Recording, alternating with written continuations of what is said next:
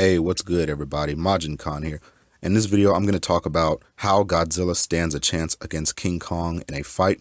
If you haven't checked out my previous video where it's titled How Kong Stands a Chance Against Godzilla, I really recommend you check that one out first or after this video, whichever you prefer.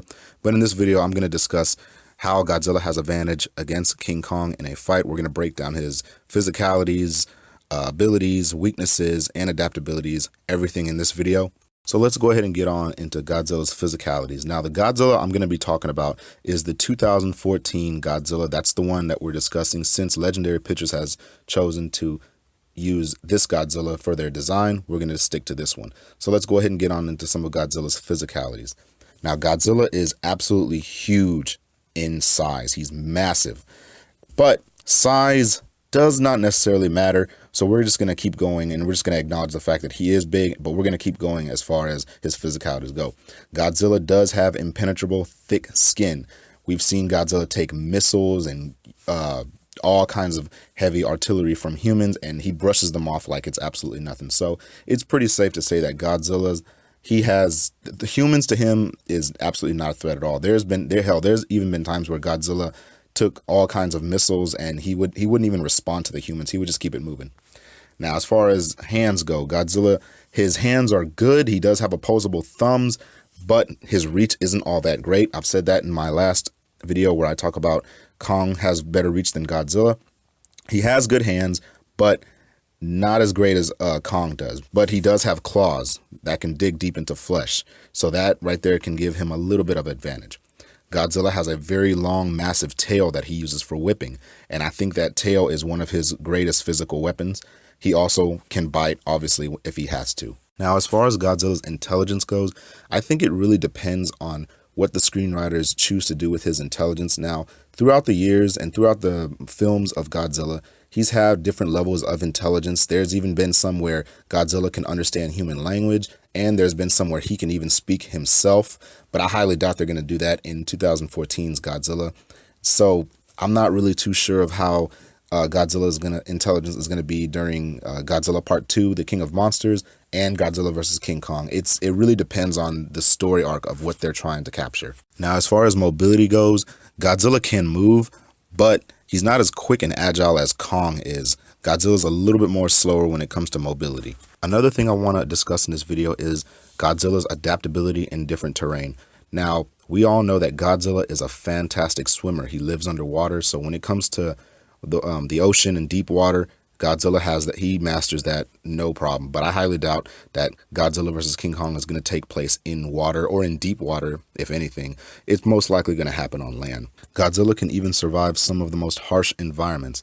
Godzilla can absorb radiation, therefore nuclear bombs do not affect him at all. Humans have tried to nuke him a couple of times. It didn't work. In fact, he probably likes it when they do that. That way he just absorbs all the radiation because it simply doesn't do anything to him. If anything, it probably helps him. High levels of heat also does not affect Godzilla at all. He gets pretty adaptable to those kind of environments as well. So when it comes to adaptability, that's something that Godzilla has a lot over Kong. So it really depends on the terrain, but most likely this fight's going to take place on land, close to a city. I can imagine it's probably going to be somewhere where maybe even in an open field where not much humans are around. So to be fair, in a battle of Kong and Godzilla, I think most likely the fight will be taking place where nobody really has open field advantage. Now let's go ahead and get off into some of Godzilla's abilities. Now, Godzilla's main ability and most notable ability is the atomic breath / atomic ray, where Godzilla fires a beam of flame, heat, and radiation power out from his mouth. And this is one of Godzilla's best moves simply because it has extremely good range. Where Godzilla cannot move, this move actually makes up for it a lot. And this move right here, I think, is really going to knock King Kong down because I don't think Kong can really defend himself well against this. I've said this before that Kong doesn't really have much good defense on himself. So this move right here is really going to be a red flag against Kong. Now, there is another ability that Godzilla has, and this ability is a lot more rare. It's an ability that a lot of fans have not seen much. Now, he has used it many times, but not as much as he does with the atomic breath. And a lot of fans don't know this, and I'm going to go ahead and break down this ability to you. It's called the nuclear pulse. The nuclear pulse It's basically like a last resort move that Godzilla has, where he releases a huge amount of nuclear waves from his body, and it shocks everything and everything around him. Now, this nuclear pulse move has been done in movies before. He's done it in Godzilla versus King Ghidorah. I think he's done it in Godzilla versus Biollante, where he fights that flower monster or the plant monster. He's used it in Godzilla versus Mothra. He's also used this ability in Godzilla 2000, where he fought the alien kaiju named Orga. Now let's go ahead and get off into some of Godzilla's weaknesses. Now this is another thing that really depends on the story arc and what the screenwriters decide to do and what they decide to make convenient for his weakness. One weakness that he's kind of always had was high voltage electricity. That was one thing that really kind of brought Godzilla down. I don't know if they're going to do that in this story, but it also depends. There's also been stories where Godzilla has used electricity to his own advantage. So his weakness really depends on the convenience of what the screenwriters decide to do and what they decide to make his weakness into. Now, how do I think Godzilla is going to win this fight against Kong? To me, this is not a fight about size. This is a fight about abilities. And to me, this is more of a defensive kind of thing. Who has the most defense and who can adapt to their surroundings the most? This isn't not like Batman v Superman, where everyone believes that, Batman's always going to win. No, this is nothing like that. This is a totally different ballpark. This is Godzilla and King Kong we're talking about.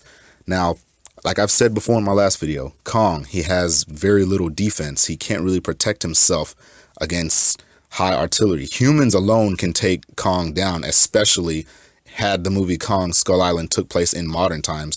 They would have had no problem taking him down right then and there. Now, Godzilla, he can take heavy artillery. He can take missiles to the face. He can take nuclear bombs like it's nothing and probably feed off of it. Now, to me, this is a battle not about size. It's a battle about abilities and who can outlast the other.